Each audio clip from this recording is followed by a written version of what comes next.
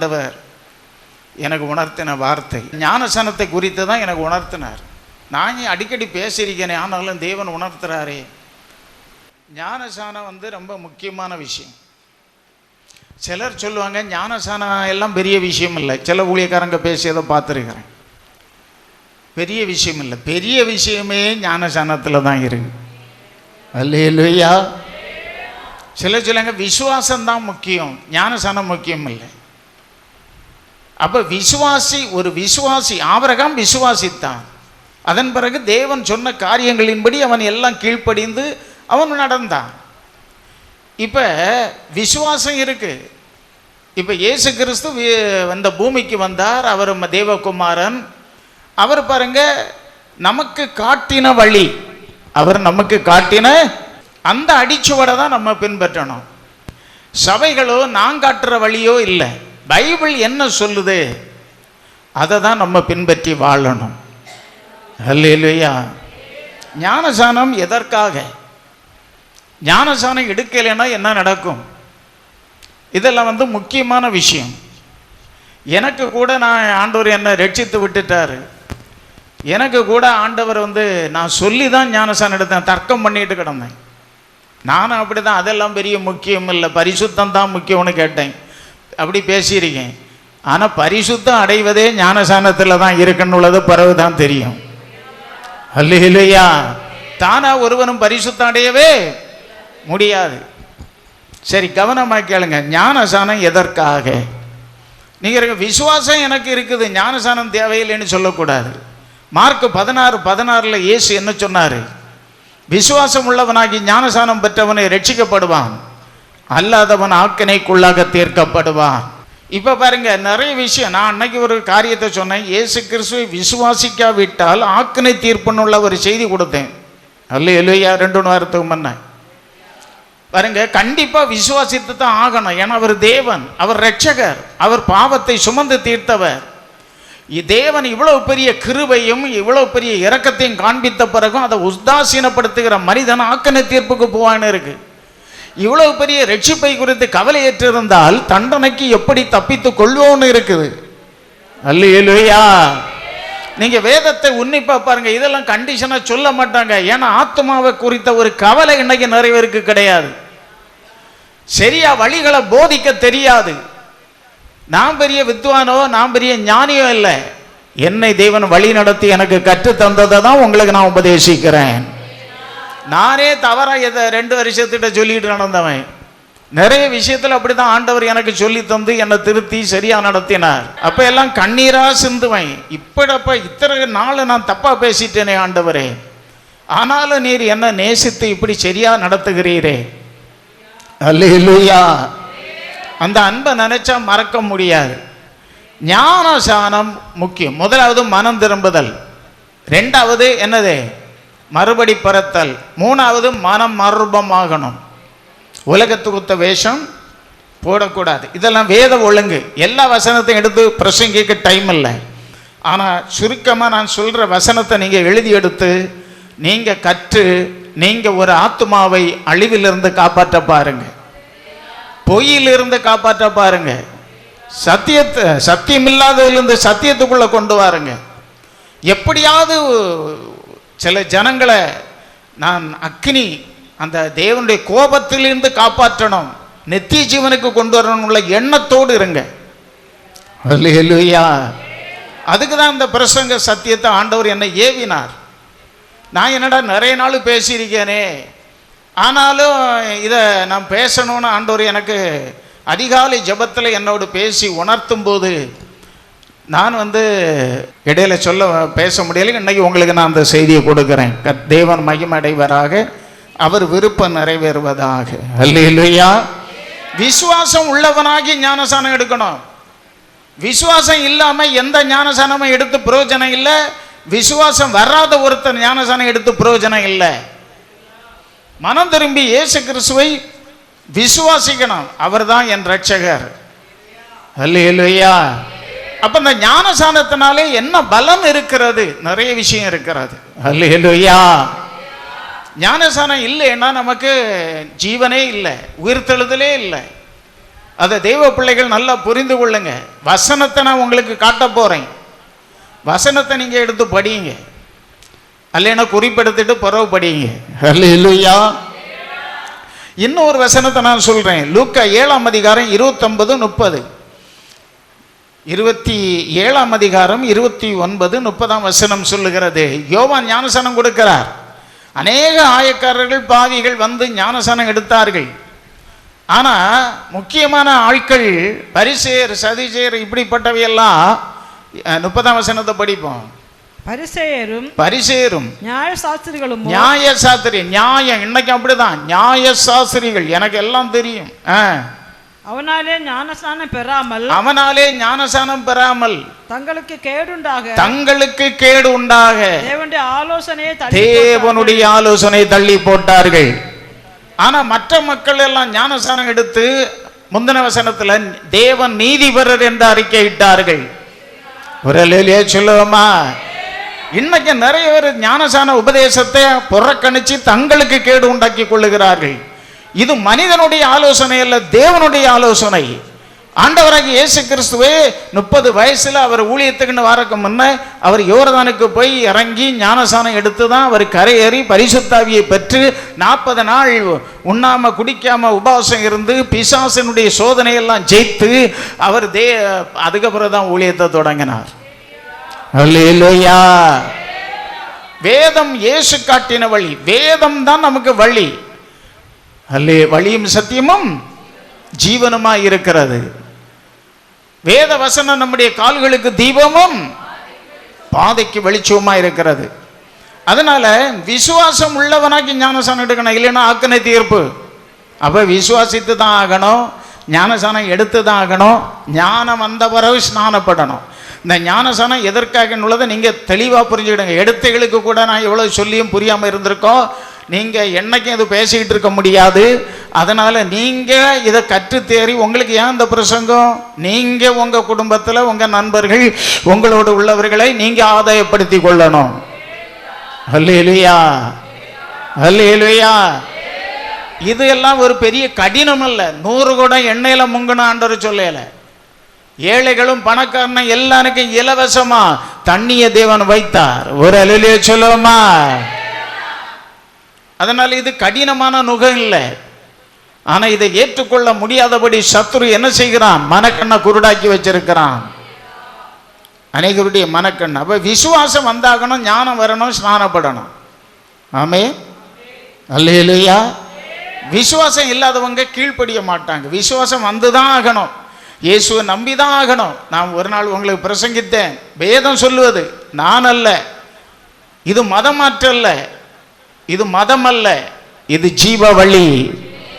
இது மனிதன் ரட்சிக்கப்பட்டு பரலோகம் போகிற வழி, நரக ஆக்கினையிலிருந்து தப்புவிக்கப்படுகிற வழி, நியாய தீர்ப்பிலிருந்து தப்புவிக்கப்படுகிற வழி. இலவசமா கிருபையா தேவனுடைய இரத்தத்தால் பாவ மன்னிப்பை பெற்று அவருக்கு பிள்ளையா மாறி அவருடைய வருகையில என்னைக்கு அவரோடு போய் வாழக்கூடிய வழி. இது ஜாதியோ மதமோ, இது மதமாற்றில்லை. எல்லா மக்களும் அறியாத காலத்திலே காணாதவர்கள் போல் தேவன் இருந்தார். இப்பொழுது எல்லாரும் மனம் திரும்ப வேண்டும் என்று கட்டளை கொடுத்து கொண்டிருக்கிறார். அவர் தாமதம் என்ன?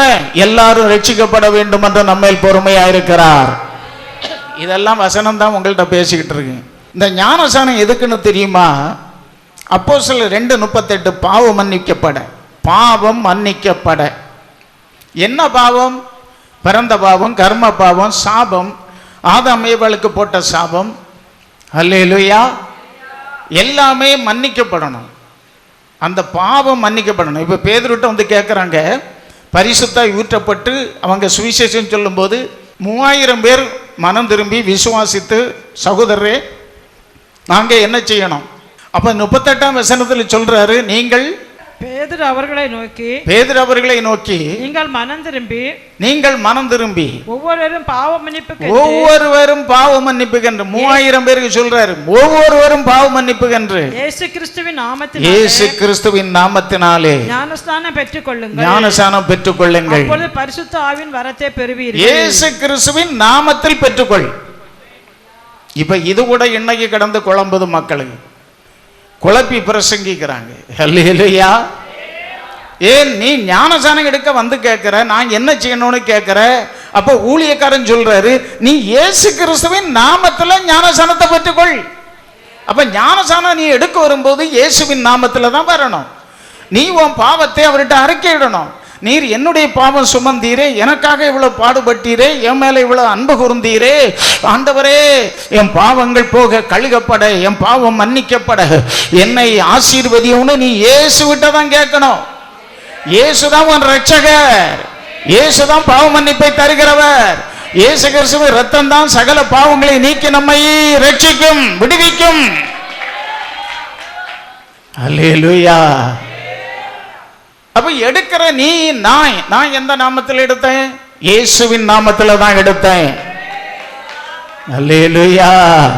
நீங்க எந்த நாமத்தில் எடுத்தீங்க சொல்லுங்க. எடுக்க வருகிற நீ இயேசுவின் நாமத்தில் தான் எடுக்கணும். ஆனா கொடுக்கிற நீ என்ன செய்யணும்? மத்தேயு 28ஆம் அதிகாரம் 19ஆம் வசனத்தில் இயேசு சொன்னார். என்ன சொன்னாரு? வாசிக்கலாம். ஆகையால் நீங்கள் புறப்பட்டு போய் சகல ஜாதிகளையும் சீஷராக்கி பிதா குமாரன் பரிசுத்தாவியின் நாமத்தினாலே அவர்களுக்கு ஞானஸ்நானம் கொடுத்து நான் உங்களுக்கு கட்டளையிட்டதெல்லாம் உங்களுக்கு உபதேசம் பண்ணுங்கள். ஒரு அல்லேலூயா சொல்லுவோமா? இயேசு என்ன சொன்ன? கொடுக்கிற நீ எப்படி கொடு.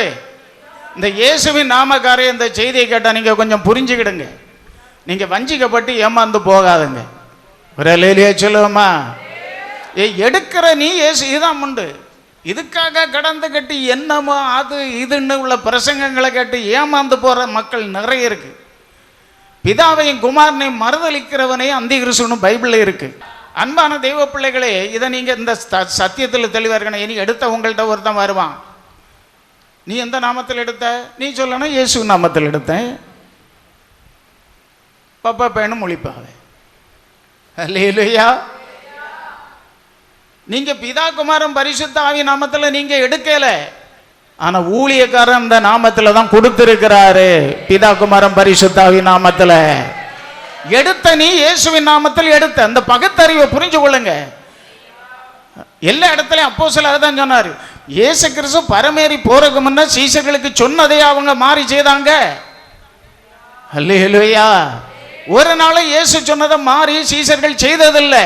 அவங்க ஜனங்களுக்கு சொன்னது இயேசுவை தான் காட்டிக்கிட்டு இருந்தாங்க. இயேசு இல்லாம ரட்சிப்பு இல்லை, பரிசுத்தம் இல்லை, ஜீவன் இல்லை, உயிர்த்தெழுதல் இல்லை, பரலோகம் இல்லை. இதை நீங்க புரிந்து கொள்ளுங்க. அதனாலதான் எடுக்கிற நீங்க இயேசு நாமத்தில் எடுங்க. அப்ப பாவம் மன்னிக்கப்பட எடுக்கிறோம், பாவம் போக கழுகப்பட ஞானசானம் எடுக்கிறோம். அப்போஸ்தலர் 22:16 ஞானசானம் எவ்வளவு முக்கியம் உள்ளது உங்களுக்கு தெரியும். இப்பொழுது நீ தாமதிக்கிறது என்ன? நீ எழுந்து கர்த்தருடைய நாமத்தை தொழுது கொண்டு ஞானசானம் பெற்று உன் பாவங்கள் போக கழுகப்படு. பவுலுக்கு சொல்லப்பட்டது அனனி தீர்க்கதரிசியின் மூலம்.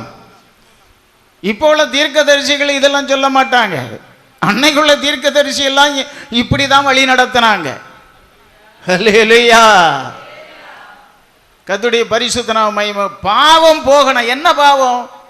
ஒரு பிள்ளை பிறந்தா ரத்தத்தோட பாருங்க பிறக்குது, அதை கழுகி பாருங்க நேல்ஸ் எல்லாம் கழுகி அந்த ரத்தத்தெல்லாம் பாவகர போக கழுகி சுத்திகரித்து அழகா துணியில் ஒரு நல்ல டர்க்கி குழு அப்படியே கொண்டு வெளியே காட்டுவாங்க. அப்படிதானே?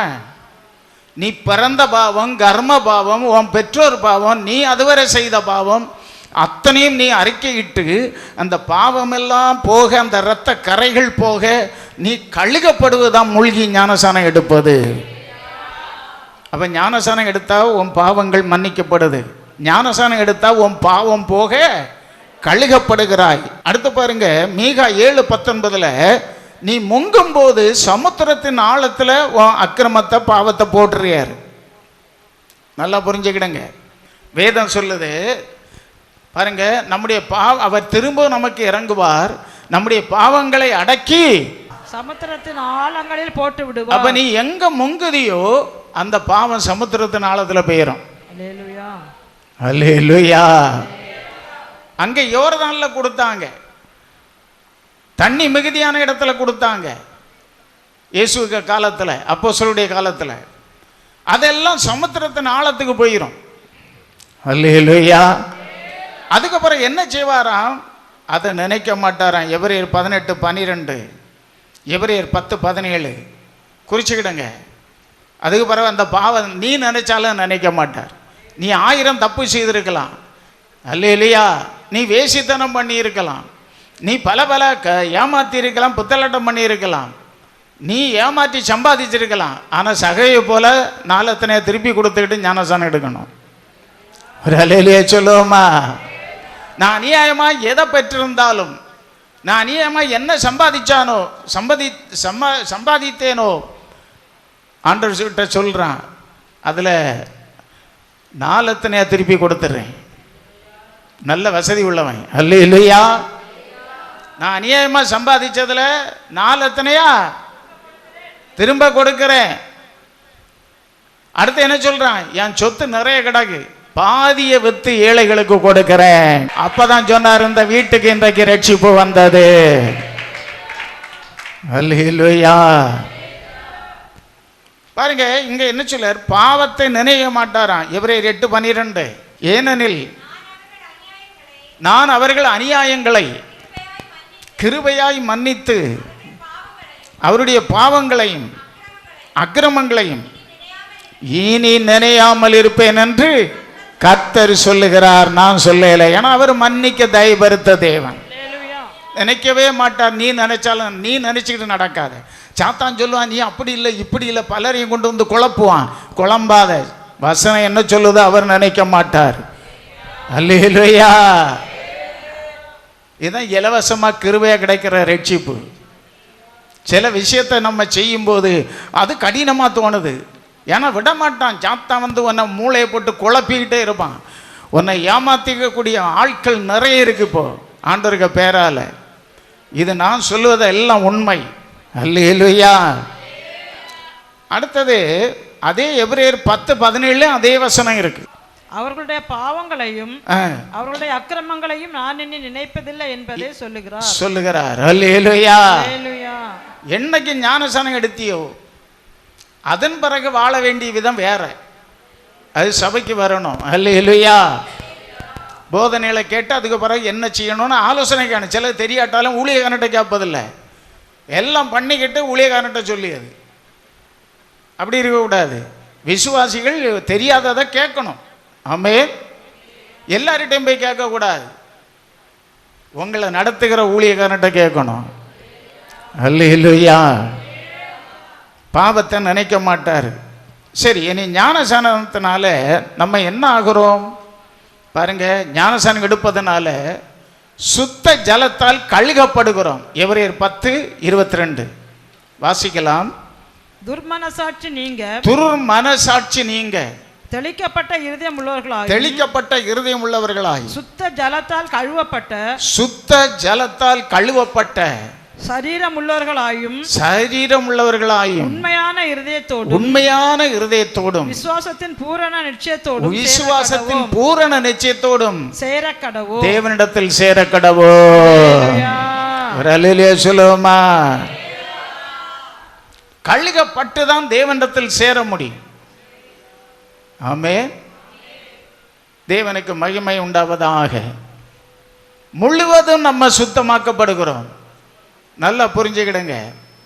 யோவான் 13:10 சொல்லுகிறது, நீ முழுகாம எப்படி சுத்தமாவ? இயேசு சொல்லுவார், பேதுரு சொல்ல, என்ன மொத்தம் கழுவ? நீ முங்கிட்டாப்பா, நீ முழுவதும் சுத்தமாயிட்ட.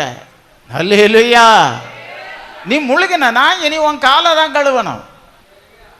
மற்றபடி நீ முழுவதும் சுத்தமாக இருக்கிற. இது அநேகருக்கு தெரியாது. உன்னை ஆண்டவர் சுத்தமாக்கி விட்டுட்டாரு. உன் பாவம் போக கழுகி விட்டுட்டாரு. உன் பாவங்கள் போக நீ கழுகப்பட்டுட்ட. உன் பாவம் மன்னிக்கப்பட்டு அதை அவர் மறந்துட்டார். எப்படி மறந்து விட்டார்? நான் நினைப்பதே கிடையாது. நினைச்சாருன்னா கோபம் வரும், தண்டனை வரும். ஆமென். நல்லா புரியுதா? அப்போ முழுவதும் சுத்தமாக்கப்படணும்னா முழுகணும்.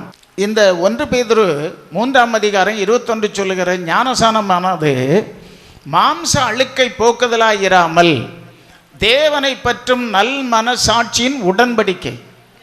அல்லேலூயா. ஞானசானத்தினாலே ஒரு உடன்படிக்கை. என்ன? பாவம் சுத்திகரிக்கப்படுகிறோம், பாவம் போக கழுகப்படுகிறோம், பாவம் மன்னிக்கப்படுகிறது. பாருங்க அந்த உடன்படிக்கை. அல்லேலூயா. பாவத்தை சமுத்திரத்தின் ஆழத்தில் போட்டுறியாரு. அப்ப அது ஒரு நல் மனசாட்சியின் உடன்படிக்கை. அது மாம்சாளுக்கு என்னைக்கும் குளிக்கிறது போல, துணிக்கு சோப்பு பொடியது போல அல்ல. நீ இயேசு கிறிஸ்துவிட்ட உன் பாவத்தை அறிக்கையிட்டு உனக்கு ஞானசானம் கொடுக்க தகுதியான ஆளோட நீ எடுக்கணும். ஆளு சபை விட்டு ஓடிடும்னு சொல்லிட்டு இப்போ ஞானசானம் கேட்களுக்கு முங்கியும் கொடுத்துருங்கன்னு சில இடத்துல சொல்லிக்கிட்டு இருக்கியாவ. அவரே எடுத்திருக்க மாட்டார். அவருக்கே தேவனுடைய அழைப்பு இருக்காது, பரலோகம் அங்கீகரிக்காது. அந்த மாதிரி ஆட்கள்கிட்ட போய் நீங்க ஞானசானம் எடுக்காதுங்க. அல்லேலூயா, அல்லேலூயா. நீ ஞானசானம் எடுத்தா பரலோகம் அங்கீகரிக்கணும். அதுக்கு ஏற்றபடி நடக்கணும். அதுக்கு ஏற்றபடி ஆராய்ந்து நலமானதை பற்றி கொள்ளணும். அல்லேலூயா. அடுத்தபடியாக 2 ராஜாக்கள் 5:10 படிச்சீங்கன்னா, அப்பொழுது எலிசா நாகமானுகிட்ட ஆள் அனுப்பி, நீர் போய் யோர்தான்ல 7 தடவை ஞானசானம் பண்ணும், முங்கி எழும்பும், அப்பொழுது உம்முடைய மாம்சம் மாறி சுத்தமாவா என்று சொல்ல சொன்னார். அல்லேலூயா. குஷ்டரோகம், அவனுக்கு குஷ்டரோகம். ஒரு பிள்ளை அங்கே வேலைக்காரி சிறப்பிடிச்சு கொண்டு போன யூத பெண், ஒரு சிறுபெண், இங்கே இருக்க பிள்ளைகளை போல ஒரு சிறுபெண். அல்லேலூயா. சிறுபெண்ணா 12 வயசு 13 வயசு, இதுதான் சிறுபெண். பாருங்க, அந்த சிறுபெண்ணு சொல்லிட்டா, நீர் அங்கே போகும் குணம் கிடைக்கும், இங்கே மருந்து வைத்தியம் ஒன்றமாய தீர்க்காது, உங்கள் பாவ சாபத்தை இயேசு இல்லாமல் போகாது, அவருடைய இரத்தம் இல்லாமல் கழுக முடியாது. நீங்கள் இந்த அனுபவத்தில் வராமல் உங்கள் பாவம் உங்கள் தலையில் தான் இருக்கும். நான் கூட பாருங்க, ஆண்டவர்கிட்ட வந்தாச்சு, எனக்கு சபை கிடையாது, என்ன அப்படி நான் அவருக்கு சாட்சியாக இருக்கும், பரிசுத்தாவியும் பெற்றாச்சு. அதுக்கு பிறகு பலரும் என்கிட்ட சொன்னாங்க, நீ மூழ்கி ஞானசானம் எடுக்கணும், தர்க்கம் பண்ணினேன். ஒரு ஊழியக்காரர் பெத்தல்புரத்தில் என்னை கூப்பிட்டு வச்சு அவர் பேசினார், வாட்சி பிச்சால பழைய இதில் பேசும்போது அன்னைக்கெல்லாம் நான் அவர்கிட்ட அப்படி இல்லை இப்படி இல்லைன்னு தர்க்கம் பண்ணினேன். அல்லேலூயா. அவர் சொன்னார், தம்பி நீ ஞானசானம் முங்கி எடுக்கலைன்னா அங்கே உயிர் தழுதலில் பரலோகத்தை வர முடியாதுன்னு சொன்னால் வந்தது கோபம். நான் சொன்னேன், யாரை பார்த்து சொல்கிறேன், கடந்து எனக்கு உயிரை தந்தார், நான் அவரை ஏற்றுக்கொள்ளையில, அவர் என்னை தேடி வந்து ரட்சித்தார், அவருக்கே என்னை கொடுத்திருக்கிறேன், பைத்தியமா அவரை குறித்து பேசிக்கிட்டு இருக்கிறேன். அல்லேலூயா. என்ன பார்த்து நீர் எப்படி சொல்லலாம், ஞானசானம் எடுக்காம வந்து காட்டித்தரம் பார்க்குறான்னு சவால் விட்டேன். ஆனாலும் சொன்னேன், தேவன் என்கிட்ட சொன்னா எடுப்பேன், எல்லாமே எடுக்க மாட்டேன். ஆமாம், அன்னைக்கு இது உண்மை, பொய் கிடையாது. அல்லேலூயா. நான் இப்போ வடக்கங்குளத்துக்கு போயிட்டு இருக்கும்போது ஆவியானவர் சொல்றார், 1 வருஷம் விட்டு வச்சார், அவர் எனக்கு வெளிப்படுத்தினார். என்ன சொன்னார் தெரியுமா, மகனை நீ ஆவியில் பறந்துட்ட, ஜலத்தில் பறக்கணும். சில வசனங்களை வெளிப்படுத்தினார். அழுதேன், ஆண்டவரை இப்படி தவறாக பேசிட்டேனே. அல்லேலூயா. உடனே அந்த வாரம் எடுத்தேன். ஆனால் இப்போ இருக்கிற இந்த ஞானம், இந்த காரியம், இந்த போதனை ஒன்றும் எனக்கு கிடைக்கல. ஆனால் தேவன் எனக்கு என்ன சொன்னாரோ நம்பி எடுத்துட்டேன், கீழ்ப்படிஞ்சிட்டேன். அல்லேலூயா. அதுக்கப்புறம் தான் பைபிளை தொலைஞ்சி ஞானசானத்தில் இவ்வளோ விஷயங்கள் இருக்குதா. இன்னைக்கு நான் பேசிய விஷயம் கொஞ்சம் தான் இருக்கும், என்ன அதுக்கு மேலேயும் இருக்கு. அல்லேலூயா. அப்படி ஆண்டவருக்கு ஒப்பு கொடுத்து எடுத்தேன். இதெல்லாம் நேர் வழியா தேவன் என்னை நடத்தின ஒரு வழி. நான் பத்தேல்புரம் சிஎஸ்எஸ் சபையில தான் தெளிச்சு எடுத்தேன். எனக்கு தெரியாது, சபையில சேர்க்கணும்னு சொன்னாவ, அங்கே தான் போயிட்டு இருந்தேன், பல இடத்துக்கும் போயிட்டு இருந்தேன். அப்போ சபையில் ஒரு அங்கத்தினராக இருக்கணும்னா அவர் தெளிச்சு கொடுத்தாரு. ஆனால் என்னன்னு ஒன்றா எனக்கு தெரியாது. ஆனால் இப்போ அதை வச்சு தான் தர்க்கம் பண்ணிட்டு இருந்தா, நீ எப்படி எடுத்தா என்னன்னு. ஆனால் பரிசுத்தம் எப்படி ஆவது என்பது எனக்கு தெரியாது. ஒரு அல்லேலூயா சொல்லுமா. இன்னைக்கு இந்த மாதிரி உள்ளவங்க நீங்கள் புரிஞ்சு கொள்ளுங்க, நீங்கள் முழ்காத வரையிலும் உங்கள் கர்ம பாவங்கள் எல்லாம் உங்கள் மேலே தான் இருக்கு. நீங்கள் மரணம் அடைந்தால் நேர பாதாளம் தான். ஓப்பனாக சொல்கிறேன், நான் நியாயந்திருக்க யாரும் இல்லை, அது உண்மை. அல்லேலூயா. நீ பரிசுத்தமாகாம பரலோகத்துக்குள்ள நுழையவே பரிசுத்தத்துக்கு பல படி இருக்குது. இது ஆத்துமா அழிவதற்கு இல்லைங்க, பிரசங்கம் பிழைப்பதற்கு. அல்லேலூயா. இல்லைன்னா எப்படி எந்த ஆலயம் போன இருந்தா அது ஒரு ஊழியக்காரன் இல்லை. உண்மையை பேசலைன்னா தேவன் என்ன தண்டிப்பார். அல்லேலூயா. தேவனுக்கு பயப்பட வேண்டியது இருக்கிறது. ஆத்துமாக்கள் பரலோகம் வர வேண்டியது இருக்கிறது. தேவனுக்கு மகிமை உண்டாகட்டும். அப்ப ஞானசானம் என்பது நல் மனசாட்சியின் உடன்படிக்கை. இங்க நாகமானுக்கு சொல்லப்படுது 7 தடவை முங்கடா. இவரை கிட்ட வந்து அவர் நினைச்சாரு இவர் வந்து கை வச்சு தடவி ஜோம் பண்ணி எனக்கு அந்த குஷ்டரோகத்தை நீக்குவாருன்னு. ஆனா அவர் சொன்னார் வேலைக்காரன்ட்ட நீ அங்க போய் சொல்ல, அவன் இங்க வரான்டான். இல்லையா, யோர்தான் கிட்ட தான் இருக்கு, அங்க வந்துட்டான். நீ யோர்தான்ல இறங்கி 7 தடவை முங்கு, உனக்கு மாம்சம் உன் குஷ்டரோகம் மாறி நீ சுகமடைந்துருவாய். அவன் என்னடா நாம் படை வீரன், பெரிய வீரன் தான், படத்தலைவன் தான், நீ வெற்றி எடுக்கவன் தான். ஆனா உனக்கிட்ட குஷ்டரோகம் இருக்கு, பாவம் இருக்கு, நீ பரிசுத்தமாக்கப்படையிலேயே, பிறந்த கர்ம பாவம் எல்லாம் இருக்கு, அதுக்கு மேலாட்டு குஷ்டரோகம் இருக்கு. அப்போ ஒரு வேலைக்காரன் சொல்றான், அவன் முரட்டு சாதாரண விஷயத்தை தானே சொன்னாரு, எஜமானனே நீங்க பெரிய விஷயத்தை சொன்னா செய்வீங்களே, அவர் சாதாரண விஷயம் நீங்க செய்து பாருங்க. முங்கனா 1 2 3 4 5 ஒரு மாற்றம் இல்லை, 6 ஒரு மாற்றம் இல்லை, 7 எழும்பும் போது அவன் எல்லாம் மாறி அவனுடைய சரீரம் ஒரு குழந்தையின் சரீரம் போல் மாறிற்று. இது நடந்த விஷயங்கள், இது கட்டுக்கதை இல்லை. ஹல்லேலூயா.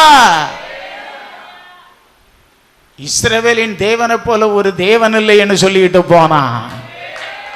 அல்லேலூயா. 7 தடவை முங்கினான். நீ ஒரு தடவை இயேசுவின் பெயரால முங்கு. நீ இயேசுவை விசுவாசித்து நீ உன் பாவங்களை அறிக்கையிட்டு நீ முங்கு. தேவன் உன்னை கழுகி சுத்திகரிப்பார், உன் பாவத்தை நினைக்க மாட்டார். இதுதான் முதல் படி பாவ மன்னிப்புக்கு, கழுகப்படுவதற்கு. அல்லேலூயா. பாருங்க, ஞானசானம் எடுக்கணும்னா என்ன செய்யணும்? தண்ணியில இறங்கணும். ஆமே. அந்த நாகமன் தண்ணிக்குள்ள இறங்கினானா? முழுகுதல் என்றால் தண்ணில் இறங்கி முங்குதல். அல்லேலூயா. பாருங்க, ஞானசானம்னு சொல்லும்போது நிறைய பேர் வந்து வித்தியாசமா நினைக்கிறாங்க. இயேசு கிறிஸ்துக்கு கரையில் கொண்டு வச்சு கொஞ்சம் தண்ணி எடுத்து கொண்டு வச்சு தெளிச்சா விட்டாரு யோவான். இயேசு கிறிஸ்துவே முங்கியாச்சு, உனக்கு முங்கக்கு இவ்வளவு கஷ்டப்படிய. நியாய தீர்ப்பு வரும்போது நீ நிற்க முடியுமா? நம்ம நிற்க முடியுமா? அவன் ஆக்கனை தீர்ப்புனே சொல்லியாரு இயேசு. அதே இயேசு தான் சொல்லியாரு ஆக்கனை தீர்ப்பு. உனக்கு இவ்வளவாய் தேவன் அன்பு கூர்ந்து குமாரனை கொடுத்து அவர் ஓம் பாவ சாபத்தை சுமந்து அடிக்கப்பட்டு ரத்தம் சிந்தி அவமானம் அடைந்து அவர் மரித்து சாத்தானை ஜெயித்து மரணத்தை மரித்தது எதுக்கு? மரணத்தை ஜெயிக்க. பாதாளத்துக்கு ஏன் போனாரு? அந்த சாவியை வாங்க, மரணத்தின் சாவியை. அப்ப அவரை நம்புகிற மக்களை அவர் மாதாள மரணத்துக்கு போகாது, அதுகளை அவர் பரலோகம் கொண்டு போவார். ஆனா அதுக்கு பிறகு எப்படியும் வாழ முடியாது. அதுதான் மனம் திரும்பணும்னு சொல்லியது. மனம் திரும்பங்கள் பரலோக ராஜ்யம் சமீபம். மனம் திரும்பி தான் ஆகணும், வேற வழி கிடையாது. தப்பணும்னா வழி அதுதான், இயேசுவண்டே வந்து தான் ஆகணும். நான் சொன்னேன் இல்லை, இது மத மாற்றம் அல்ல, இது வருகிற அழிவு அக்கினிக்கு தப்புவிக்கப்பட. அல்லேலூயா. மனுஷ ஆத்மா அழியாது. நீ கண்ணை மூடனா நரக அக்கினிக்கு போகாம பரலோகத்தில் போய் இருந்து என்னைக்கும் அழியாத ஒரு சந்தோஷம் வாழ்க்கையை வாழ. எல்லா மனிதனும் தேவன் படைத்தது, எல்லா ஆத்மாவும் தேவனுடையது. எல்லா ஆத்மாவும் தவறாட்டு போனாங்க, அன்னைக்கு பல பல வழியில போனாங்க. பாவம் வந்த போது தேவன் ஒதுங்கிட்டாரு, அவனவன் இஷ்டத்துக்கு எல்லாம் செய்தாங்க. இனி விழுந்து போன ஆவிகள் எல்லாம் தெய்வமா காண்பித்து இந்த மக்களை தேவனுக்கு எதிரான வழிகளிலே நடத்தி தேவனுக்கு எரிச்சலை மூட்டி கொண்டு இருக்கிறாங்க. தெரியுமா உங்களுக்கு? பாருங்க, ஞானசானம் என்பது முங்குதல். அதுக்கு ஒரு சில வசனத்தை நீங்க புரிஞ்சு. மத்தேயு 3:16 ஞானசானம் எடுத்து அவர் கரையேறினார். அல்லேலூயா. யோர்தான்ல. ரெண்டாவது யோவான் 3:22-23 சாலிமூருக்கு அருகே தண்ணீர் மிகுதியாக இருந்தபடியினால் இயேசுவும் அங்கே என்ன செய்தார்? ஞானசானம் கொடுத்தாரு. தண்ணி எப்படி ஞானசானம் எடுக்கிறதுக்கு எப்படி? தண்ணீர் கிளாஸில் செம்பில் கிடையாது. தண்ணீர் மிகுதியான இடத்துல போய் என்ன செய்யணும்? தண்ணீர் ஏன் மிகுதியாக இருக்கணும்? நீ முங்குகிற அளவுக்கு இருக்கணும். ஒரு அலையிலே சொல்லுவோமா? வசனத்தை படித்து பாருங்க. நான் எடுத்துக்கிட்டு கதையாக விடுறேன் கிடையாது. வசனத்தை படித்து வாழுங்க, தப்புங்க. அக்னிக்கு தேவ கோபாக்கனைக்கு தப்புவீங்க படணும். சலண்டர் அவங்க தேவனுக்கு முன்னால சத்தியத்துக்கு சலண்டராங்க. ஏசு காட்டின வழிக்கு நடங்க. அல்லேலூயா. மூன்றாவது, ஞானசானம் எடுக்கிறவனும் கொடுக்கிறவனும் தண்ணிக்குள்ள இறங்கணும். அல்லேலூயா. தண்ணிக்குள்ள என்ன செய்யணும்? இறங்கணும். அப்போஸ்தலர் 8:38 ரதத்தை நிறுத்த சொன்னான். அப்பொழுது பிலிப்பு மந்திரியும் ஆகிய இருவரும் தண்ணீரில் இறங்கினார்கள். தண்ணீரில் இறங்கினார்கள். பிலிப்பு அவனுக்கு ஞானஸ்நானம். அல்லேலூயா. பாத்தீங்களா? ரெண்டு பேரும் தண்ணியில இறங்கணும். தண்ணி மிகுதியா இருக்கு. இதுதான் வேதாதாரம். ஆமென். அல்லேலூயா. அல்லேலூயா. அல்லாதது அத்தனை ஏமாத்து வேலை, பொய் வேலை. அல்லேலூயா. அல்லேலூயா. வசனத்துல இல்லாத காரியம். தேவனுக்கு மகிமை உண்டாவதாக. சரி, இப்போ நான் சொன்னேன் ஞானசானம் எடுப்பது பாவம் மன்னிக்கப்பட, பாவம் போக கழுகப்பட, பாவத்தை சமுத்திரத்தின் ஆழத்தில் தேவன் தள்ளிடுறாரு. அடுத்தது தேவன் அதை நினையாமல் இருக்கிறாரு. முழுகினவன் முழுவதும் சுத்தமாகிறான். அல்லேலூயா. தேவனுக்கு மகிமை உண்டாவதாக. ஞானசானம் எடுப்பது தண்ணீர் மிகுதியான இடம். நம்ம தியானித்த விஷயத்தை சொல்லிக்கிட்டு அடுத்த பகுதிக்கு போகிறேன். அல்லேலூயா. ரெண்டு பேரும் தண்ணிக்குள்ளே இறங்கணும். இயேசு யோர்தானில் இறங்கி ஞானசானம் எடுத்து கரையேறி பரிசுத்தாயி பெற்றது போல பரிசுத்தாயி பெற்றுக்கணும். பாஸ்போர்டு விசா எடுக்கணும். பாஸ்போர்ட் எடுப்பது தான் ஞானசானம். விசா எடுப்பது அங்கேன்னு என்ன செய்யணும்? பரலோகத்தில் அங்கீகரிக்கப்படும். அங்கே உள்ள ஆவி உனக்குள்ளே வரணும். தேவனுடைய பரிசுத்தாய் உனக்குள்ளே வரும்போது தான் நீ உனக்குள்ளே ஒரு முத்திரை, பரிசுத்தாயின் முத்திரை போட்டு விட்டுறியாரு. அல்லேலூயா. எதுக்கு? மீட்கப்படும் நாளுக்கென்று பெற்ற பரிசுத்தாவின் முத்திரை. தேவன் வரும்பொழுது நீ இந்த உலகத்தில் உன்னை மீட்டு அவர் பரலோகத்துக்கு மறுவப்படுத்தி கொண்டு போக பரிசுத்தாவின் வல்லமை உனக்கு வேணும். சரி, அது போகட்டும். அன்பான தேவ பிள்ளைகளே, அப்போ சுத்த ஜலத்தால் கழுகப்பட்டு நல்ல விசுவாசத்தோடு நல் மனசாட்சியோடு இயேசுவண்டை நம்ம சேரணும். அல்லேலூயா. ஞானசானம் என்பது தேவனுக்கு நமக்கும் உள்ள ஒரு உடன்படிக்கை. பாவ மன்னிப்புக்குரிய, பாவம் போக கழுகப்படக்கூடிய, தேவனோடு இணைக்கப்படக்கூடிய, உயிர்த்தெழுதலின் சாயலை அடையக்கூடிய ஒரு உடன்படிக்கை. அல்லேலூயா. அந்த உடன்படிக்கையில் நிலைச்சு நிற்கணும். சரி, அடுத்தபடி பாருங்க. ஞானசானம் என்று சொல்லுவது இதுதான் மறுபடி பிறத்தல். நம்ம வேதம் என்ன சொல்லுது? இயேசு சொன்னார், நிக்கதேமு போதகனிட்ட சொன்னார். 10ஆம் வசனத்தை படித்தா, போதகன் உனக்கு, நீ போதகனாக இருந்தும் இஸ்ரவேலில் போதகனாக இருந்தும் உனக்கு தெரியலையான்னு கேட்காரு. அல்லேலூயா. அவர்கிட்ட சொல்கிறாரு 3ஆம் வசனத்தில், மறுபடி பிறக்காவிட்டால் ஒருத்தனும் பரலோகத்துக்கு வரமாட்டான். இதுதான் ஆவியினாலும் ஜலத்தினாலும் பிறக்கிறது. இதை மாற்றி எல்லாம் பேசுவாங்க. எங்கே எப்படியெல்லாம் குழப்புறாங்க சிலர். அல்லேலூயா. பாருங்க, ஜலம்னு சொன்னால் ஜனக்கூட்டம், பல ஜாதிகள்னு பைபிளில் வேற இடத்துல ஒரு வசனம் இருக்கு, வெளிப்படுத்தல. இதை வச்சுக்கிட்டு இங்கே குழப்பியது. இது வேற, அது வேற. அல்லேலூயா. சில வசனங்களை திருச்சறிவு தெரியாமல் எதையும் எடுத்து வச்சு குழப்புவாங்க. நிறைய பேருக்கு வேலை தான். எது எதுக்குள்ளதுன்னு உள்ளது புரிஞ்சுக்கிட மாட்டாங்க. இந்த வசனம் எதுக்குள்ளது, இது எதுக்கு சொல்லப்பட்டது, மேலே கீழே படித்து பார்க்கணும். அல்லேலூயா. அப்போ இதுதான் மறுபடி பிறத்தல். இதுதான் ஆவியினாலும் ஜலத்தினாலும் பிறத்தல். இதுதான் ரட்சிக்கப்படுதல். தீத்து 3:5 படிங்க பார்ப்போம். நாம் செய்த நீதியின் கிரியையின்படி அவர் நம்மை ரட்சியாமல் தமது மிகுந்த இரக்கங்களின்படி மறுஜன்ம முழுக்கினாலும் பரிசுத்தாவியின் புதிதாக்குதலினாலும் நம்மை ரட்சித்தார். ஒரு அல்லேலூயா சொல்லுங்க சத்தமா. இடி முழக்கம் சொல்லுங்க, எழுதி முழக்கம் போல. ஆமே. ரட்சிப்பு எப்படி வருது? மறுபடி பிறக்கிறவங்க தான் ரட்சிக்கப்பட்டது. ரெண்டும் ஒன்று தான். எப்படி? உன் கிரியையினால அல்ல. நிறைய சொல்லுங்க, தான தர்மம் பண்ணா போறோம், நான் அதை பண்ணா போறேன். அது வேற செக்ஷன். எதுவும் பகுத்தறிவு கிடையாது. இது இது இது எல்லாம் வேற செக்ஷன். இது பாவ மன்னிப்புக்கும் உயிர்த்தெழுதல் அடையக்கும் தேவனை உன் பேர் ஜீவ புஸ்தகத்தில் எழுதப்படுவதற்கும் ஞானசானம் எடுக்கும்போது தான் உன் பேர் ஜீவ புஸ்தகத்தில் இருக்கும், அல்லாம இருக்காது. உன் ஜீவன் கிறிஸ்துவோடு போய் தேவனுக்குள்ள மறையும்னு வேதம் சொல்லுது. என்னைக்கு ஞானசானம் எடுத்து எழும்புதியோ நீ இயேசு கிறிஸ்து அடக்கம் பண்ணப்பட்டு உயிரோடு எழுந்த போல அந்த சாயலுக்கு ஒப்பாக நீ உயிர்த்தெழுதலின் சாயல். பழைய மனுஷனை தண்ணிக்குள்ள போட்டுட்டு புதிய மனுஷனாய் எழும்புகிறாய். பழைய பாவம் எல்லாம் தண்ணிக்குள்ள போகுது, நீ புதிய மனுஷனாய் எழும்புகிறாய்.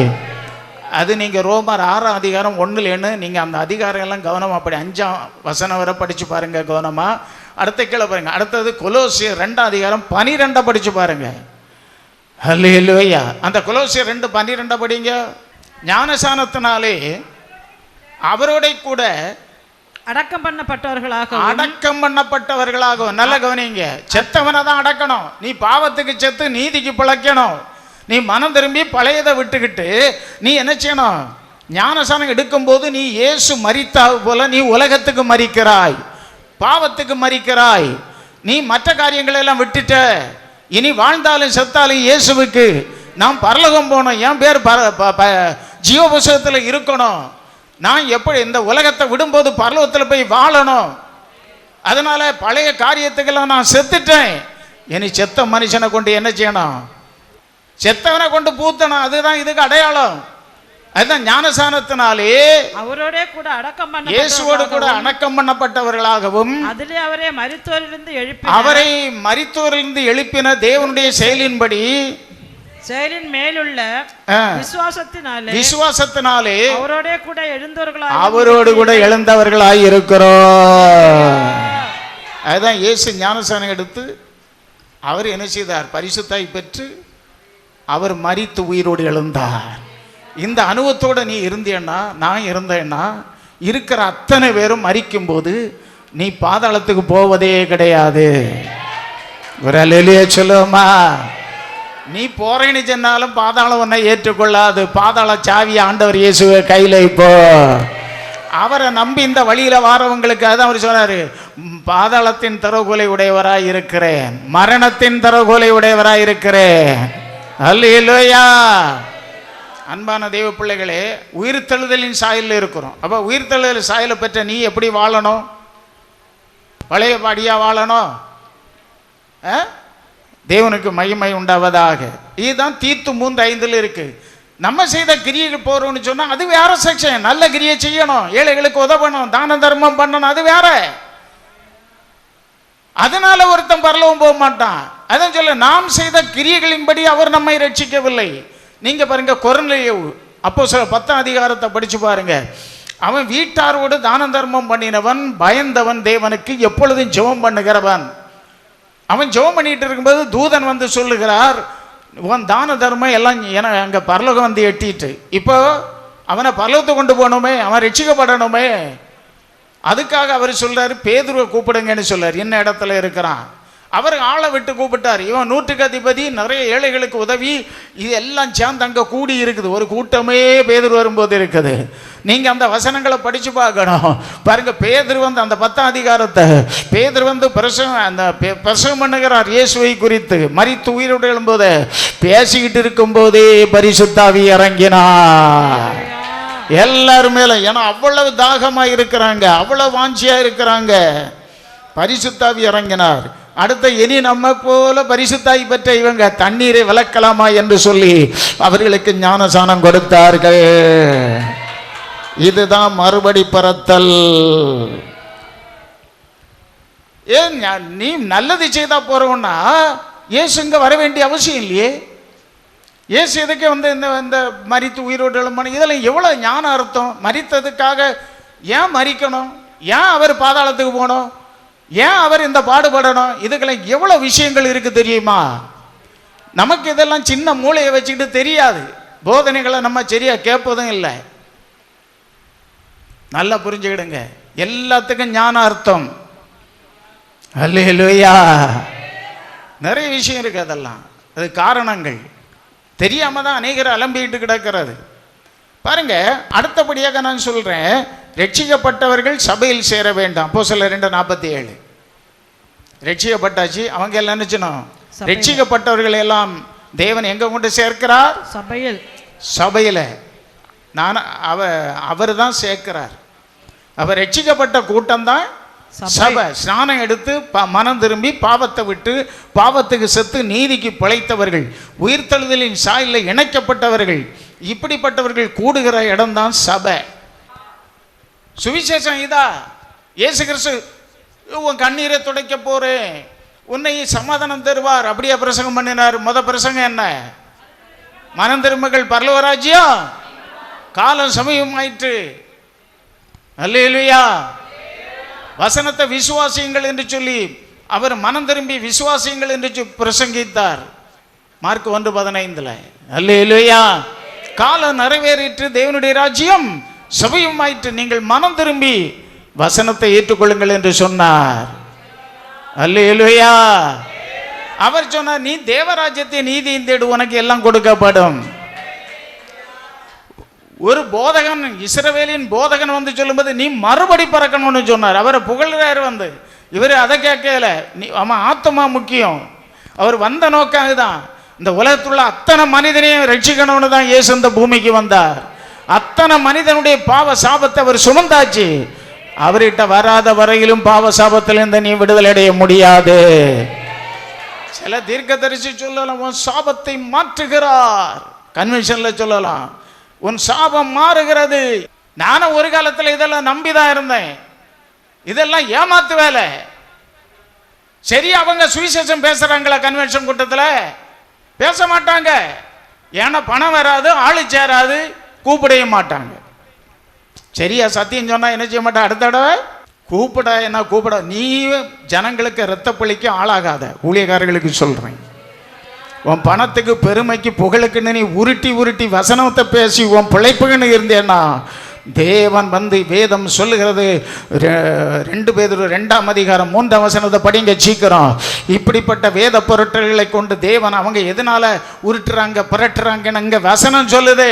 கள்ள தீர்க்கதரிசிகளும் ஜனங்களுக்குள்ளே இருந்தார்கள், அப்படியே உங்களுக்குள்ளும் கள்ள போதகர்கள் இருப்பார்கள். அவர்கள் கேட்டுக்கு ஏதுவாக வேத பொருட்களை தந்திரமாய் சபைக்குள்ளே நுழைய பண்ணி தங்களை கிரயத்துக்கு கொண்ட ஆண்டவரை மறுதலித்து தங்களுக்கு தாங்களே தீவிரமான அழிவை வருவித்துக் கொள்வார்கள். கவனமாயிருங்க.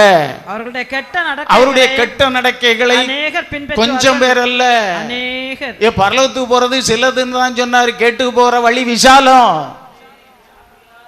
அல்லேலூயா. அநேகர் அப்படிதான் இப்ப நடந்துட்டு இருக்கு. அநேகர் பின்பற்றுவார்கள். அவர்கள் நிமித்தம் சத்திய மார்க்கம் தூஷிக்கப்படும். பொருளாசை உடையவர்களாய். ஏன் இந்த மாதிரி செய்யறாங்க? பொருளாசை உடையவர்களாய், தந்திரமான வார்த்தைகளால் உங்களை தங்களுக்கு ஆதாயமாக வசப்படுத்திக் கொள்வார்கள். தந்திரமான வார்த்தைகள். உன் துக்கம் சந்தோஷமா மாறும். தேவன் உங்களை கைவிட மாட்டார். ஹல்லேலூயா. கைவிட மாட்டார். துக்கம் சந்தோஷம் இதெல்லாம் உண்மைதான். ஜனங்களுக்காக இயேசு எதுக்காக வந்தாரு? உனக்கு என்ன சுவிசேஷம் நீ சொல்லணும்? ஹல்லேலூயா. இவர்கள் பொருளாசை உடையவர்களாய் தந்திரமான வார்த்தைகளால் உங்களை இப்ப நிறைய ரசிகர்கள், சினிமா ரசிகர்கள், அந்த ரசிகை இந்த ரசிகை பாருங்க, அந்த ரசிகை இதை போல ஊழியக்காரர் ரசிகை, ஏன்னா வசப்படுத்தி வச்சிருக்கிறாங்களாம். எப்படியா? கைவசம் கொடுத்து வசப்படுத்துவாங்கன்னு சொல்லுவாங்க முன்னால. அதே போல இவங்க எல்லாம் வார்த்தையில சொல்லி மயக்கி அங்க மானு போல பேசி அப்படியே வசப்படுத்திடுவார்கள். ஆனா இவளுக்கெல்லாம் பரலோகம் கிடைக்கும்னா இருக்க அடுத்தது இல்ல. பூர்வ காலம் முதல் அவர்களுக்கு விதிக்கப்பட்ட ஆக்கினை அயர்ந்திராது. ஆக்கினை தீர்ப்பு அயர்ந்து தீராது. அவர்களுடைய அழிவு உறங்காது. முடிவு என்னது? அக்கினி கடல். சதா காலமும் அழிவு, வேதனை, துன்பம். புரியுதா? பாருங்க, ஞானசானம் என்பது மறுபடி பிறத்தல், ரட்சிக்கப்படுதல், ஆவியினாலும் ஜலத்தினாலும் பிறத்தல். ஹல்லேலூயா. தேவனால் பிறப்பது. யோவான் 1:13. மாம்சத்தினாலும் இரத்தத்தினாலும் அல்ல, புருஷனுடைய சித்தத்தினாலும் நம்ம பிறந்தோம். ஆனால் இப்படி பிறப்பது தேவனால் பிறப்பு, அப்படி பிறவாமல் தேவனால் பிறப்பது. அந்த வசனத்தை தெளிவாக நீங்கள் புரிஞ்சுக்கிடுங்க. அல்லேலூயா. சுத்த ஜலத்தால் கழுவப்படுவது, சுத்தமாவதற்கு தண்ணீரால் குளிப்பாட்டப்படுவது. எசேக்கியேல் 16:4.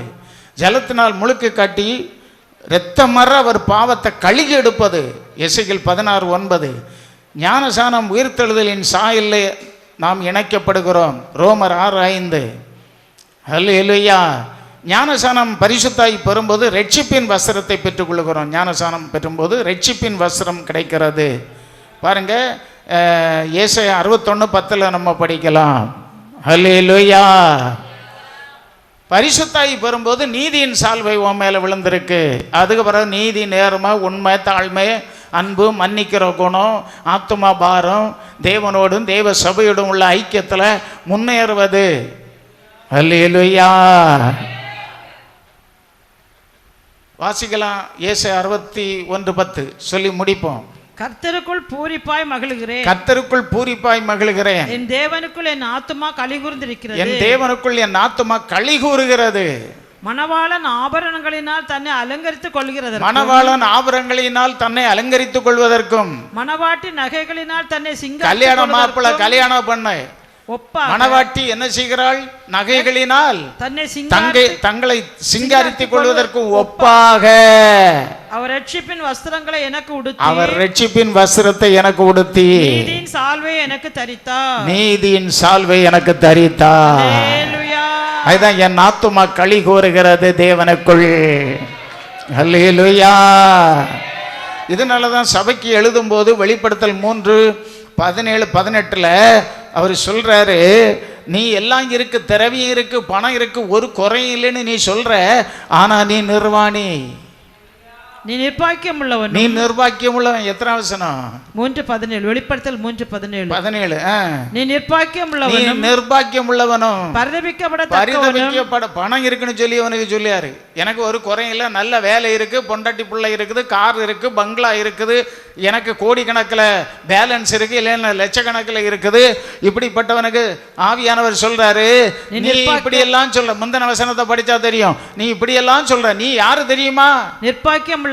உலகத்தில் உள்ளவர்களுக்கு அது பெருசா தோணும், ஆனா ஆண்டவர் என்ன பார்க்கிறார் சொல்லாரு, நீ நிர்பாக்கியம் உள்ளவனும், நீ நிர்பாக்கியம் உள்ளவனும், பரிதபிக்கப்படத்தக்கவனும், தரித்திரனும், குருடனும், நிர்வாணமாய் இருக்கிறதை அறியாமல். ஏன்னா உனக்கு ஆவிக்குரிய வஸ்திரம் பெறையல. பழைய பாவம் அன்னைக்கு ஆதாமா உறிஞ்சு விட்டது போல உறிஞ்சு விட்டுருக்கு. நல்ல ட்ரெஸ் எல்லாம் பண்ற, ஆனா இங்க மானம் மறையுது, அங்க நிர்வாணி. நான் ஐஸ்வர்யவான் என்றும். உங்களுக்கு புரியுதா அந்த வசனங்கள், உள்ளான அர்த்தங்கள்? நீ ஐஸ்வர்யவான் என்றும் திரவிய சம்பன்னன் என்றும் எனக்கு ஒரு குறைவும் இல்லை, ஒரு குறையும் கிடையாது. இப்ப நமக்கெல்லாம் பல தேவை இருக்கும், ஆனா அவியலுக்கு ஒரு குறையும் இல்ல. வெண் வஸ்திரத்தை என்கிட்ட வாங்கி கொள்ளுங்கன்னு சொல்றார். சபைக்கு கடிந்து கொள்ளார். நீ சபையில இருந்துகிட்டு நீ இந்த அனுபவம் இல்லாம இருந்தேன்னா நிர்பாக்கியம் உள்ளவன். அல்லேலூயா.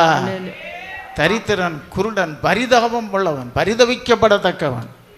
இங்க யாரெல்லாம் அப்படி இருக்கிறீங்க? நீ பரிதவிக்கப்படத்தக்கவன். அல்லேலூயா. அதனால் அன்பான தேவ பிள்ளைகளை, இன்னும் நிறைய பேசலாம், நிறைய இருக்கு வித்தியாசமா. பாருங்க, அதனை ஞானசானம் எதற்காக என்பதை பார்த்தோம். ஞானசானம் நம்ம எடுக்கணும், இல்லைன்னா ஆக்குன தீர்ப்பு, இல்லைன்னா தெய்வ ஆலோசனை நம்ம தள்ளி போட்டுக்கிறோம், நமக்கே கேடு உண்டாக. வசனத்தை எல்லாம் நம்ம படிச்சிட்டோம். அல்லேலூயா. இந்த சத்தியத்தை நீங்கள் மனதில் பதித்து நீங்கள் எடுத்தவங்க, நீங்கள் உங்கள் குடும்பத்தில் மற்றவர்கள்ட்ட நீங்கள் சொல்லி அவங்கள ஆதாயப்படுத்துங்க. நரகத்தில் இந்த மக்கள் தப்பிக்கப்படட்டும், ஜனங்கள் ஆண்டவரை அறியட்டும், நித்திய ராஜ்யத்துக்காக ஜனங்களை ஆதாயப்படுத்துங்க. அல்லேலூயா. இந்த வார்த்தையின்படி தேவன் உங்களை ஆசீர்வதிப்பாராக. எல்லாரும் ஜெபம் பண்ணுவோம். அல்லேலூயா. ஸ்தோத்திரம். பரலோக தேவனே, பரிசுத்தமுள்ள பிதாவே, இந்த நாளிலும் சபையில் வந்து இந்த வசனத்தை கேட்ட எல்லா மக்களையும் ஆசீர்வதியும். இந்த சத்தியத்தில் ஜனங்கள் உணர்வடைய செய்யும், மனக்கண்ணை திறையும். ஆண்டவரே, நீங்கள் தான் அந்த மக்களுக்கு வசனம் உள்ள கிரியை செய்யணும், எடுக்காதவங்க எடுக்கணும். ஆண்டவரே, இந்த வசனம் எங்கெல்லாம் போதோ அங்கெல்லாம் மக்களை நீங்கள் சந்தித்து ரட்சிக்க வேண்டும் என்று ஜெபிக்கிறேன். இது நரக ஆக்கினையிலிருந்து தப்பிக்கக்கூடிய வழி. ஆண்டவரே, இது பரலோக ராஜ்யத்தில் போய் சேர வேண்டிய வழி, பாவம் மன்னிப்புக்குரிய வழி, பாவம் போக கழுகப்படக்கூடிய வழி, பாவ சாபம் எல்லாம் நீங்கக்கூடிய வழி. ஆண்டவராகிய தேவனே, இந்த சத்தியத்தை நீர் எனக்கு உணர்த்தினபடி நான் பிரசங்கித்திருக்கிறேன். இதை கேட்ட எல்லா மக்களும் ஆண்டவரே பரலோகத்துக்கு வரணும், ஆண்டவர் கிரியை செய்யணும், ஒரு ஆத்துமா அழியாதபடி காத்துக்கொள்ளும். சவ மக்கள் குடும்பங்கள் எல்லாரையும் ஆசீர்வதியும். இந்த வாரத்தில் அவங்களை நடத்துங்க, அதிசயங்களை செய்யுங்க. சரீரத்துக்கு ஆண்டவரே நித்தியத்துக்குரிய ரெட்டிப்பான ஆசீர்வாதங்களை கொடுத்து நடத்துங்க. எந்த கஷ்டங்கள் கண்ணீர் இருந்தாலும் அதை மாற்றுங்க. ஒவ்வொரு மக்களையும் கண்மணி போல காத்துக்கொள்ளுங்க. எல்லா மகிமையும் கனமும் உமக்கு இயேசுவின் நாமத்தில் வேண்டுகிறோம் ஜீவனுள்ள நல்ல பிதாவே, ஆமென். கர்த்தர் உங்களை ஆசீர்வதித்து காக்க கடவர். கர்த்தர் தம்முடைய முகத்தை பிரகாசிக்க பண்ணி உங்கள் மேலே கிருபை இருக்க கடவர். கர்த்தர் தம்முடைய முகத்தை பிரசன்னமாக்கி உங்களுக்கு சமாதானம் கட்டளையிட கடவர். பிதா குமாரன் பரிசுத்த ஆவியானுடைய ஆசீர்வாதங்கள் சபையோடு, மக்களோடு, குடும்பங்களோடு, தேசத்தோடு, எல்லா மக்களோடும், தேசவாசிகளோடு எல்லாரோடும் உம்முடைய ஆசீர்வாதம் வருகை வரை தங்கி இருப்பதாக. ஜெய கிறிஸ்து முன் செல்கிறார், ஜெயமாக நடத்திடுவார். ஜெய கிறிஸ்து ஜெயமாக நடத்திடுவார். அல்லேலூயா. சத்தியத்தை அறிவீர்கள், சத்தியம் உங்களை விடுதலையாக்கும். சமாதானமாய் போய் வாருங்கள்.